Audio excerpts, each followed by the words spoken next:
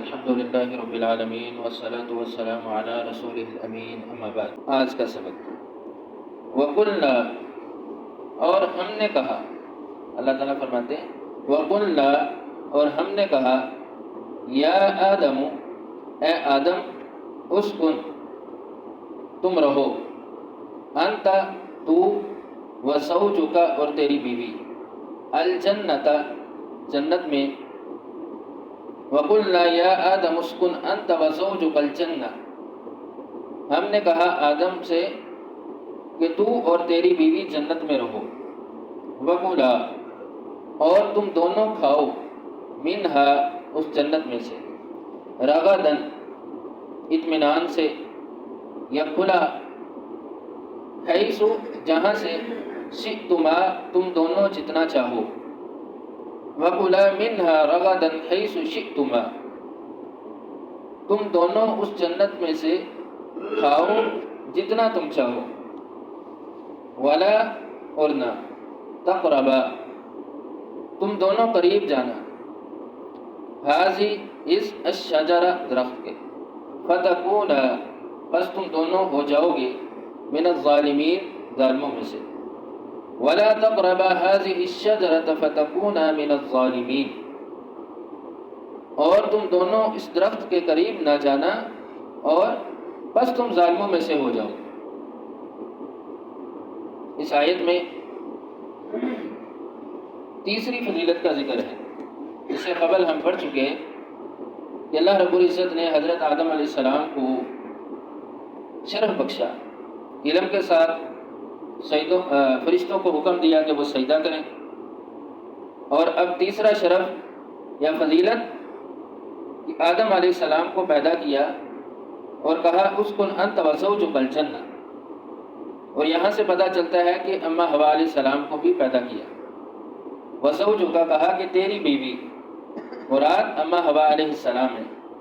اور تیسری فضیلت یہ دی کہ تم دونوں جنت میں رہو، تمہارا مسکن، تمہارا گھر اب جنت ہے، جنت میں ٹھہرنا ان کو جگہ دی،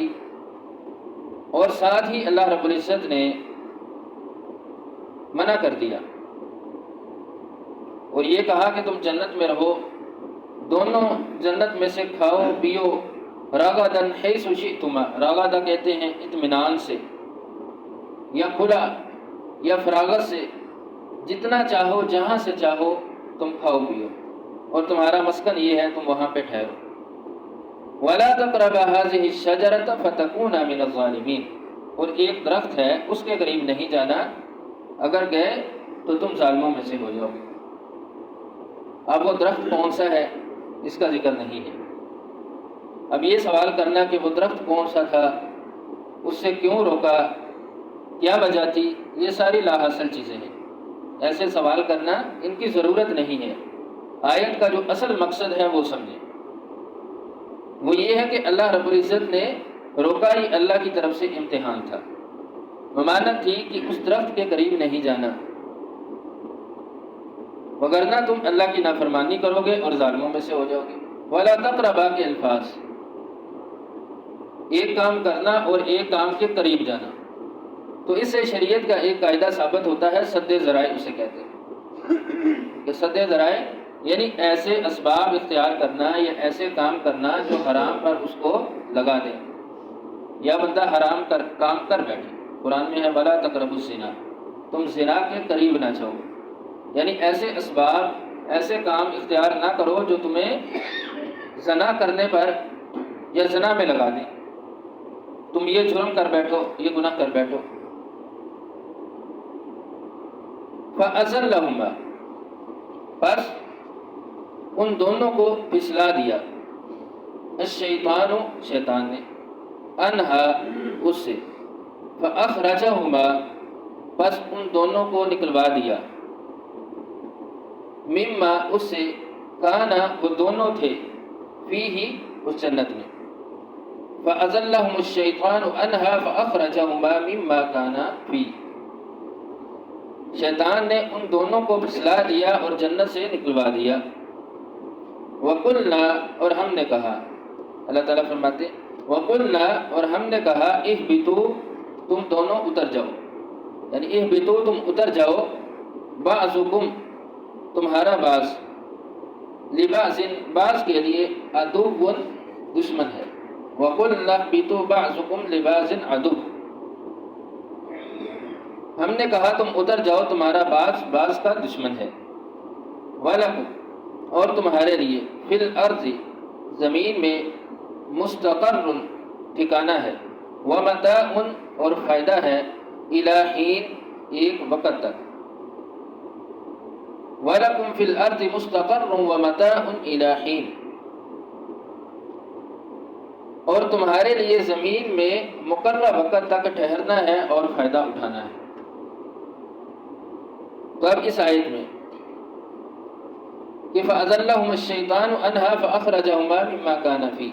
کہ جب اللہ نے حکم دیا کہ اس درخت کے قریب نہیں جانا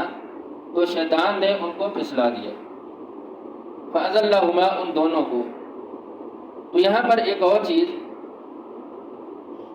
کہ دوسری زبانوں میں یا دوسری لغت میں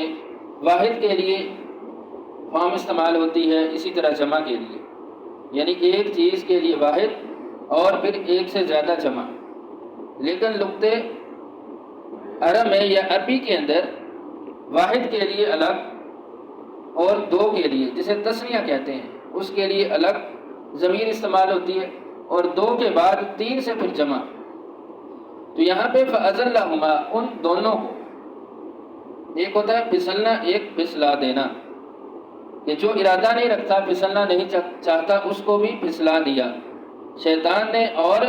نکلوا دیا اس جنت سے، کیونکہ وہ نافرمانی کر بیٹھے۔ پھر اللہ نے کہا وَقُلْنَا اهْبِطُوا بَعْضُكُمْ لِبَعْضٍ عَدُوٌّ کہ تم دونوں یعنی تم اتر جاؤ اس جنت سے۔ تو اس سے یہ بات پتہ چلتی ہے کہ جنت اوپر ہے، کہ تم اتر جاؤ، تمہارا بعض بعض کا دشمن ہے۔ بعض بعض سے مراد یہ آدم علیہ السلام کی اولاد اور ابلیس کی اولاد یہ دشمن ہے ایک دوسرے کے، یا انسان انسان کا دشمن ہے، اولاد آدم ایک دوسرے کی دشمن ہے، جیسے حابیل قابیل ایک دوسرے کے دشمن تھے۔ وَيَسْفِكُ الدِّمَاءَ جو فرشتوں نے کہا تھا کہ وہ ایک دوسرے کا خون بہائیں گے زمین میں، تو کہ تمہارا ایک دوسرے کا کہ تم دشمن ہو۔ وَلَكُمْ فِي الْأَرْضِ مُسْتَقَرٌّ وَمَتَاعٌ إِلَىٰ حِينٍ اور پھر تم زمین میں چلے جاؤ، وہاں پہ تمہارا ٹھہرنا ایک وقت تک ہے۔ اس سے پتہ چلا کہ زمین میں ٹھہرنا یہ عارضی ہے، دائمی نہیں ہے، اور فائدہ اٹھانا بھی عارضی ہے، ہمیشہ ہمیشہ کے لیے نہیں ہے۔ تو جب حضرت آدم علیہ السلام کو شیطان نے پھسلا دیا، حوا علیہ السلام کو اللہ کی نافرمانی کر بیٹھے، تو پھر اللہ رب العزت نے جنت سے نکال کر زمین پہ بھیج دیا اور کہا کہ تم وہاں پہ ایک وقت کے لیے ٹھہر جاؤ۔ اور یہ امتحان جو اللہ رب العزت کی طرف سے تھا، یہ اس بات کو سمجھانے کے لیے کہ جو مرتبہ انسانیت ہے اس کا اصل مقام جنت ہے، یعنی کہ اس کا اصل ٹھکانہ جنت ہے۔ اب نافرمانی کی جنت سے نکال دیا، اب دنیا میں آگے یہاں پہ اللہ کی فرما برداری کرو گے تو دوبارہ جنت کو حاصل کر پاؤ گے، اگر اب بھی اللہ کی نافرمانی کرو گے تو جس طرح پہلے جنت سے محروم ہو گئے تو دوبارہ پھر جنت سے محروم ہو جاؤ گے جب دوبارہ اس کی طرف لوٹ کر جاؤ۔